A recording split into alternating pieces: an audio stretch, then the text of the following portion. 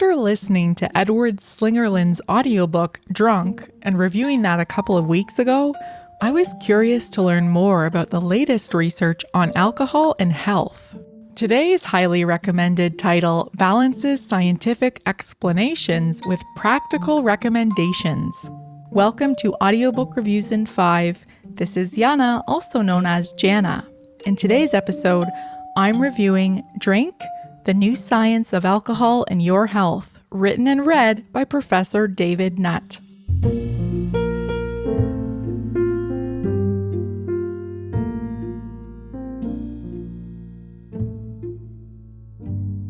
Professor David Nutt is a neuropsychopharmacologist and researcher at Imperial College London. In 2009, he was infamously dismissed from his role as chair of the United Kingdom's Advisory Council on the Misuse of Drugs. The reason was his public stance that illicit drugs should be classified according to the actual evidence of the harm they cause. Most controversial of all was his claim that alcohol and tobacco were more harmful than LSD, ecstasy, or cannabis. So you might expect him to be a prohibitionist, but that's not so. In fact, he owns a wine bar. But for the last 30 years, he's also campaigned for better public health policy when it comes to alcohol. Nutt is adamant that he wants people to educate themselves on the role that alcohol plays in our lives, health, and happiness. Although drinking in the United Kingdom has gone down slightly since 2010, overall consumption is double that of the 1960s, and Britons get drunk an average of 50 times a year. Nutt illustrates how alcohol costs the UK health service, police forces, and economy at least 30 to 50 billion pounds due to alcohol-related health conditions, drunk driving or drink driving as they say in the UK, violence, property damage, various mishaps, and lost productivity. At the same time, mixed messages about alcohol have left many believing that moderate drinking offers us health benefits. Yet one estimate Nutt shares is that if everyone were to drink within recommended guidelines, the drinks industry in the UK would lose 13 billion pounds. Nutt is on a mission to explain the most significant alcohol-related research findings from the last 50 years. What I enjoyed most about his pragmatic approach is that he explains the impact of any amount of alcohol consumption. This is about making informed decisions, not moral judgments.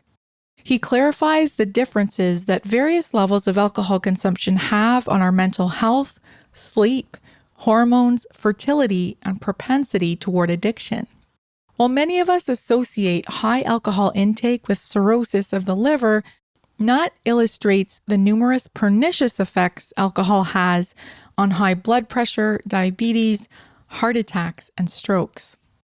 I was surprised to learn that more people die of hypertension from alcohol causing strokes or heart attacks than from cirrhosis. More than 8 types of cancer have proven correlations with even moderate alcohol intake, and most interesting to me is the impacts of alcohol use on neurotransmitter systems. For example, alcohol's impact on our GABA and glutamate systems lead to its sedative effects, and tragically, to cases of coma and even death. Chances are, you know of at least one person who ended up in an emergency room or even died this way, and Amy Winehouse is cited as a particularly tragic example. Alcohol's role in our dopamine and serotonin neurotransmitter systems are what make it particularly addictive to those struggling with social anxiety, stress, depression, and other mental health issues.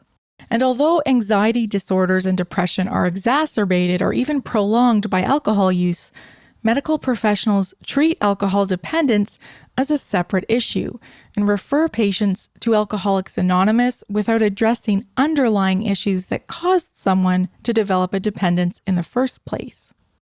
Nutt reiterates in several ways how safe drinking guidelines are not a reason to drink. And he's campaigned for years for governments to update their policies regarding alcohol pricing and recommendations to reduce its many harms. In the last 10 years, Nutt has become famous for his quest to invent a synthetic compound called Alcarel, a non-harmful alternative to alcohol that supposedly gives you the positive effects like feeling chatty, relaxed, and sociable without the negatives like becoming argumentative, forgetful, and hungover. Alcarel is still in development, but in the meantime, he's developed a non-alcoholic botanical spirit called Sentia, which is available in the UK. Nutt repeatedly emphasizes that the cultural social default is to drink too much, so you need to understand your motivations to drink if you want to cut back on your drinking. Understanding the type of drinker you are is essential to creating a strategy to cut back. Categories include those who drink to feel social and celebrate, or to fit in with other drinkers, or to enhance an experience, or those who drink to forget worries and cope with stress. Personal health strategies he explores start with understanding how much you drink by measuring accurately, followed by a long list of habits to help manage your intake. These include buying the most expensive drinks you can afford to make drinking cost prohibitive, counting your drinks with an app or tokens, never drinking before going out to drink with friends, never opening a second bottle of wine, never buying boxed wine, avoiding salty snacks while drinking, alternating every drink with a non-alcoholic beverage, avoiding champagne, since fizzy drinks speed up intoxication, and finally, never drinking alone if you tend to drink more than you intend to without others around. These are just a few suggestions, so if you're curious to learn more, you'll definitely appreciate this audiobook. A note to listeners, this book is full of British expressions and references, which might be confusing for those outside the UK. Nutt is particularly fond of the term Dutch courage, which goes back to the Anglo-Dutch Wars of the late 17th century and refers to the confidence that comes after drinking alcohol. Nutt narrates his own work, and he sometimes loses power in his speaking voice toward the end of his sentences. This sometimes makes him difficult to understand. That said, he has a genial, engaging tone that kept my attention. This is an easy, informative listen. I'd recommend this title for anyone who drinks alcohol, whether you think you'd like to cut back or not.